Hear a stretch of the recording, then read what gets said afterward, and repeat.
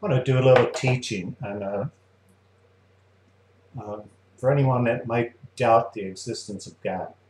Okay, when you're young, you should have a skeptical mind. You should be very cautious on what you believe in this world, because it is a very, it's a world that's full of a lot of deception. A lot of people are con artists, and they deceive people for money, and you got even TV preachers trying to get wealthy off of good-hearted people. You understand? They use the Bible as a perverted way to make a ton of money, to live in a luxurious mansion, and then they have the nerve to tell you that you can have the life they have by giving them money or whatever. It's just the most insane thing I've ever seen. But, and I'm not going to name the names. I don't feel like getting sued or anything by some of these wealthy TV preachers. But I will never understand for the life of me why you think that Jesus or God is just wanting you to be wealthy and rich, when if you read the Bible, he really doesn't like rich people. Neither do I, because the richer they are, they just create more poor people. How is that? There's only so much money in an economy, and if they got most of it, that means they've created a lot of poor people. And that's exactly what's happened to the United States. The rich have gotten richer, and it's produced and destroyed the middle class. And the middle class is almost gone because of one thing: the greed of the rich. I mean, what man needs billions of dollars of personal wealth? And then they have the nerve to lie and say, well, we create jobs. I'm not talking about the businesses they own or run. I'm talking about their personal wealth. You understand? People like Bill Gates, Warren Buffett, they're wealthy, and you want to be like them? No, you don't, because they have created a lot of poverty in the United States and probably throughout the world, because they amass, there's only so much money in an economy, and if they have most of that money, that means there's less money for the rest of us. So they create a lot of poverty in the world. And don't you let anybody fool you into thinking any different, because it's just not true. If there's 100 people in the world and $100 bills in the world, that means each one should get a dollar bill. Well, if one of them's Bill Gates, he's got 90 out of that $100, and that leaves $10 for the rest of us. It's simple economy. It's simple economics.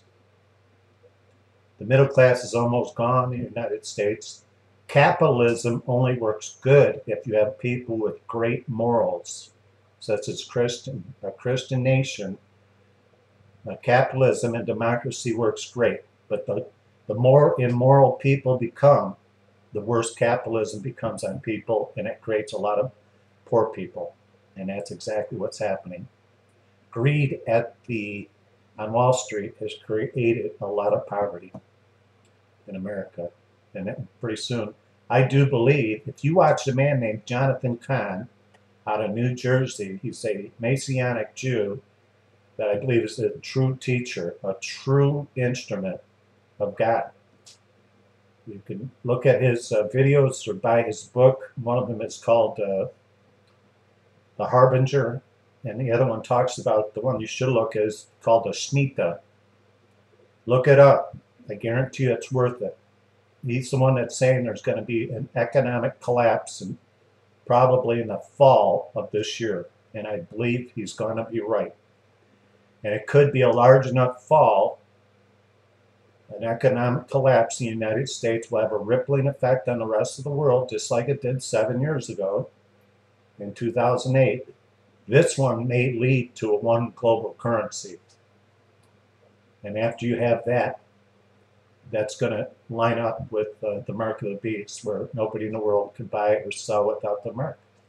Before that happens, the mark of the beast, you have to have a one world economy, a global economy. And in order for that to happen, you have to have either a one world currency, or you do away with the global currency and you use some sort of other system. It's going to happen sooner or later, but before it happens, it takes place, there has to be a major economic collapse for that to take its place.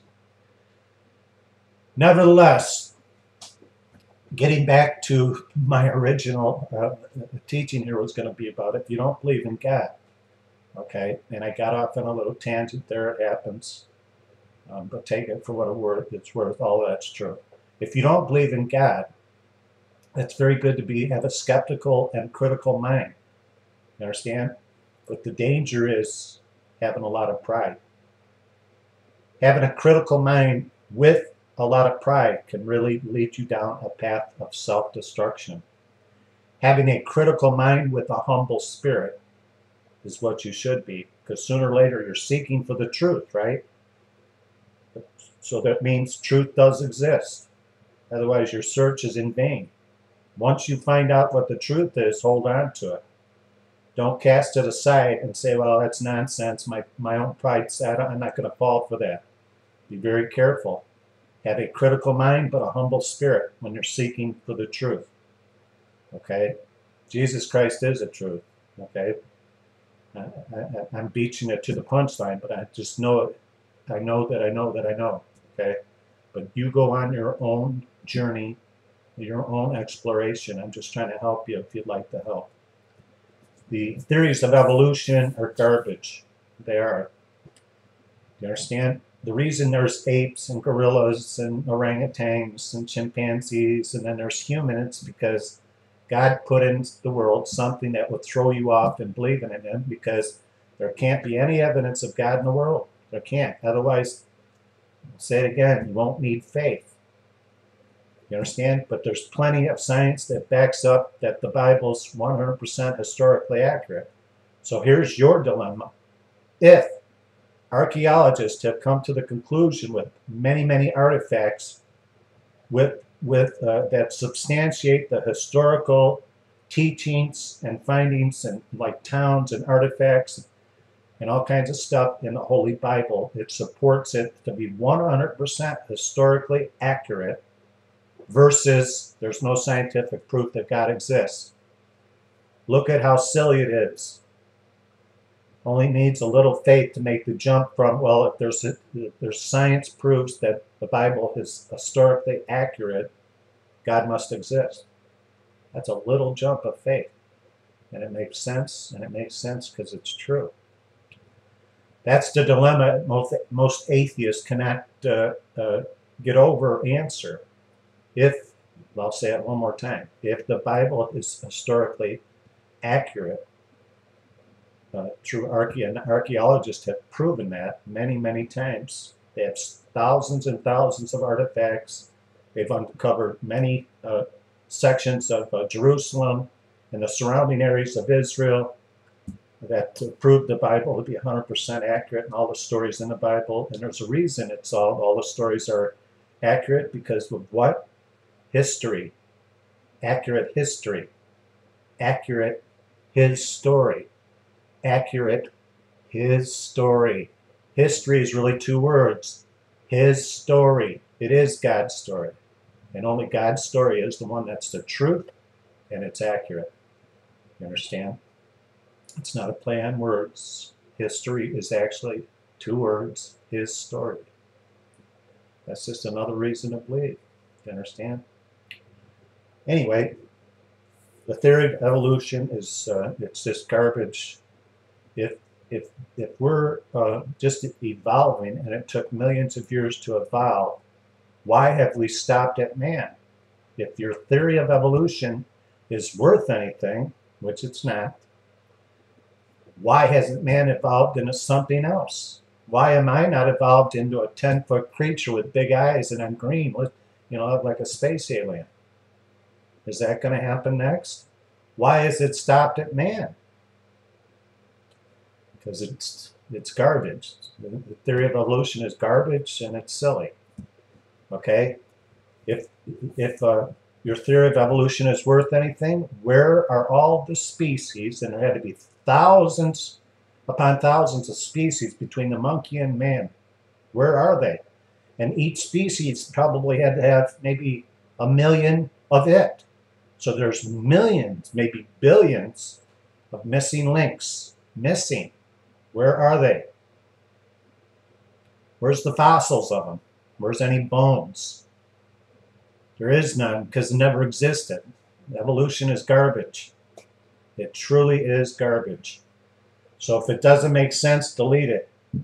If you want to hold on to it and act like, I'm not going to believe in Jesus, that's a fairy tale for all you handicapped people or whatever you look down on us. Be careful what your pride does to you. You better check your pride, because Satan will lead you down a primrose path of self-destruction if you have a lot of pride. He'll use your pride to do it. You understand? Darwin is a false teacher. His doctrines, his teachings are false teachings. All his work isn't worth the paper it's written on. It's all false doctrines, and it's making you toss back and fro like the seas and the oceans. It makes you an unstable person. I don't know if there's a God. Maybe there's a God. One day you think there's a God, the next day you don't. You have no anchor in your soul. You become a very unstable person. God is a rock. Okay? Stand on his rock. In other words, believe in him. He is real. Do you understand? He truly is. Okay? There's other things that I could tell you too that'll help you. You know, the theories of evolution is garbage. The Big Bang Theory is more closer, I think, to what really took place than anything else. Although they say, well, everything came into being by an explosion. Now, most of us would think that's crazy. How could you form an Earth through an explosion? Look at the complex systems in the world. All the oil, all the water, all the separation of fresh water and salt water, all the mountains, snow, the different seasons, all the different trees, the fruits, the vegetables, the coal in the ground, and the list goes on and on and on and on. And it came throughout an explosion? It would sound crazy. But I think they're closer to what really took place. When God spoke, I'm sure there was an explosion. Okay? I don't know what happened when he spoke this, but I guarantee you he spoke and all this came into existence. Okay? It says in the Bible that he made the sun, the moon, the stars on the fourth day. A lot of people think at the beginning of Genesis it said, God said, let there be light. And a lot of people think that's the sun. That's not what happened. The sun was not created until the fourth day. So what does he mean? Let there be light. That was an invisible spiritual thing he said. Let there be light. Let there be truth. Let there be wisdom. Let there be an understanding. Let there be knowledge. And like I said, let there be truth. He did that on the first day. You understand? The sun, moon, and stars were made on the fourth day. You need to reread the Bible if you think he made the sun on the first day. He didn't. Okay? Now, if you think, or you've been taught, that the moon, the earth, and the galaxies are millions and billions of years old, right? What a bunch of baloney. Here's what you need to ask them. Ask them if the science or the theories or the science in their equations, whatever they're using, like carbon dating, is accurate and true. Why are all scientists, they never come to the same agreement about the age of the earth, the age of the stars, and everything else? If their science is accurate and they're using the same equations and they're real and it's true science, wouldn't they all come to the same conclusion? Wouldn't they say, all the scientists say, well, it's 500 million years old, and every one of them would say, yep, it's 500 million years old. Whatever science they're using, it's faulty. Otherwise, they'd all come to the same conclusion. You understand what I just said? It's all a bunch of baloney. The world is not billions of years old. It's not millions of years old. It's only thousands of years old. You understand? One of the examples, it's a synthetic world. It's a synthetic universe. It's not real. Do you hear what I just said? It's not real. You understand? It's here for a reason, for a purpose. Okay? It's not real. Do you understand? Not the way, and I know what you're thinking. What do you mean it's not real? It is real. No, it's not. It's synthetic. synthetic. That means it's merely created. It's an illusion, so to speak. Do you understand? No, I don't, I don't, of course, I want to say it's real, but reality is a funny word, okay? Everybody has a different sense of reality. Do you realize that there's cannibals in Africa that eat people? We share the same world as them. Do you think you have the same sense of reality as they do? No. Reality is subjective. You understand? But it's the only word I have available. It's not a real universe. It's synthetic. I'll give you an example. When God made the moon on the fourth day, he didn't make it nice and powdery and then start throwing asteroids at it for the next millions of years. He made it on the fourth day already with asteroid craters in it. Asteroids, it made it look like asteroids hit it all over the moon. You understand? He made it look old. You understand? On the fourth day. Same thing with everything else. The earth, he made it on the fourth day. I'm sorry, the stars and the sun. You understand? On the fourth day. He either did it the way it says in Genesis, or Genesis, everything written in Genesis is a lie. Either he did it on the fourth day, or it's a lie. And if it's a lie, don't even bother reading the rest of the Bible. Don't. You might as well throw it in the trash, because it's garbage. So it's when God said he made everything, the sun, the moon, the stars on the fourth day, either that's true or it's a lie. And I'm here to tell you it's absolutely true. How he did it, your mind cannot comprehend how he did it. It'll never comprehend how he did it. Can you comprehend how God made a man out of dust? Can you comprehend how he made woman out of a rib, out of a man? Never going to happen. You accept it. You accept it by faith. You understand? Faith is saying, even though I don't understand it, I sincerely in my heart believe it. He's God.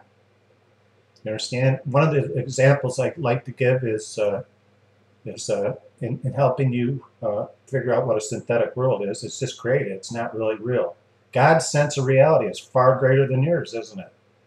Do you know what's going on halfway around the world from where you live? He does. You understand? He's everywhere. Are you? Nope. He's all light. You're not all light. You understand?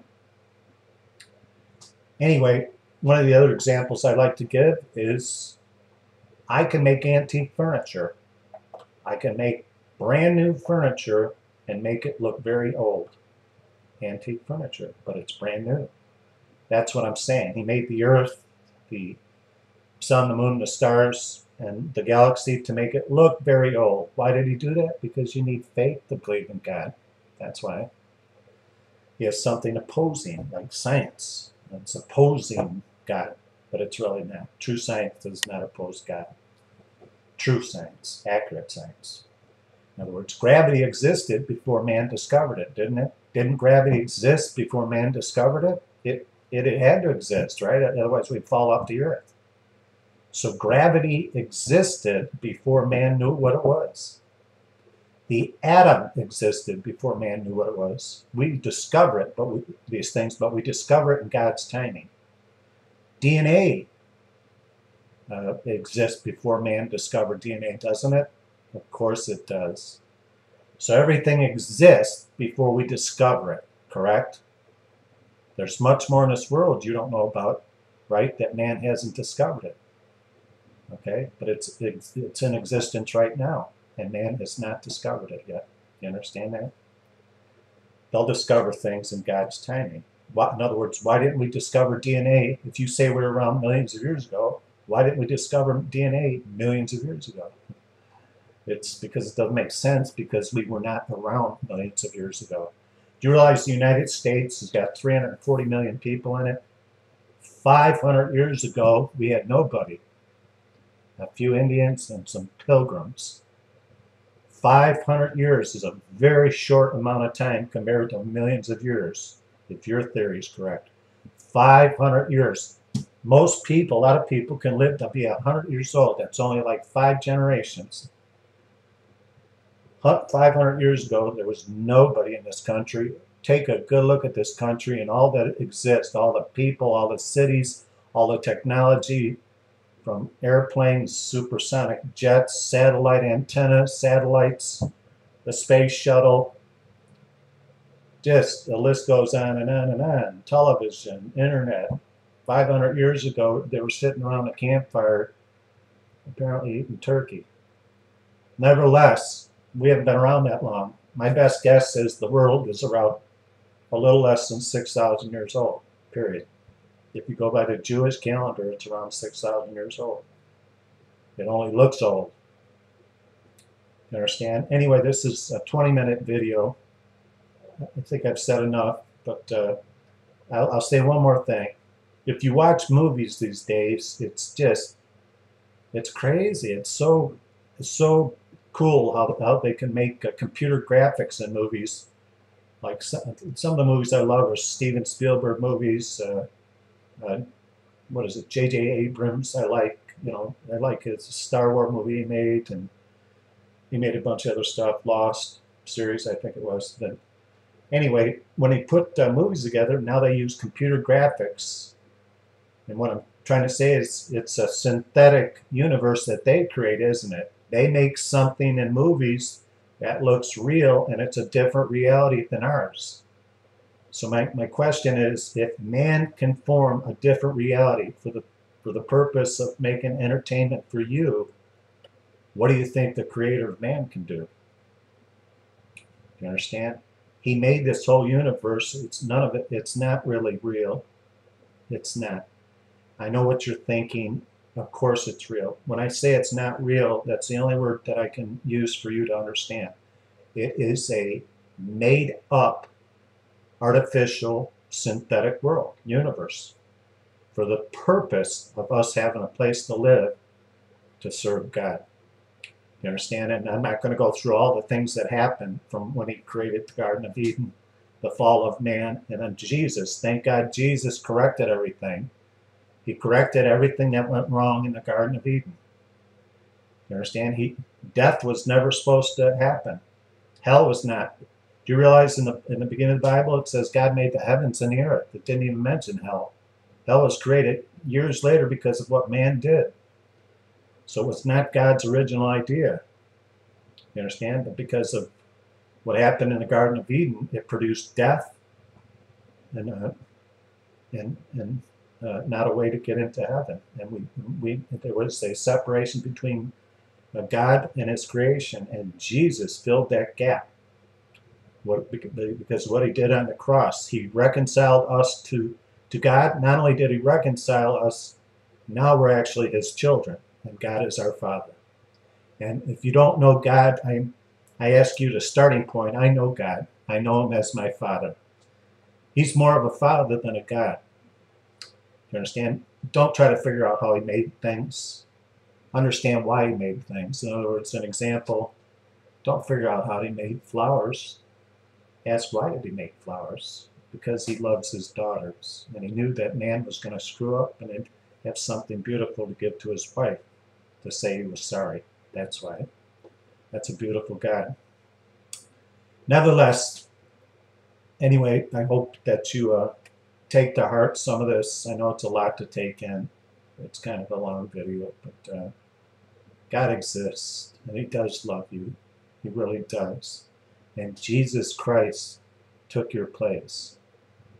That's great love for someone to take your place. Do you understand? The wages of sin is death. Those are God's rules. You can't come into this world and think you're going to make a new reality. God made reality, not you. You understand? God loves you. I hope you love him back by asking his son into your heart before it's too late.